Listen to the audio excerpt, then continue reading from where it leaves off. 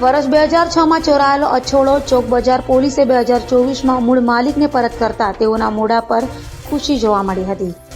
ચોક બજાર પોલીસની સરાહનીય કામગીરી સામે આવી છે। વાત એમ છે કે વર્ષ 2006માં એક વ્યક્તિનો પૂર વખતે સોનાનો અછોડો ચોરાયો હતો, જે અંગે ચોક બજાર પોલીસ મથકમાં ફરિયાદ કરાઈ હતી। જે અછોડો 18 વર્ષ બાદ એટલે કે વર્ષ 2024માં મળ્યો હતો, જે તે સમયે 12,000ની કિંમતનો અછોડો હાલ 1,20,000ની કિંમતનો થયો છે। તો ચોક બજાર પોલીસે પણ કોર્ટમાંથી ઓનલાઈન ઓર્ડર કઢાવી મૂળ માલિકને અછોડો પરત કર્યો હતો, જેથી તેઓના મોઢા પર ખુશી જોવા મળી હતી। 2006માં જ્યારે પાણી આવ્યું ત્યારે હું બહાર માર્કેટે ગઈ હતી, ત્યારે મારો દોરો કપાયો હતો।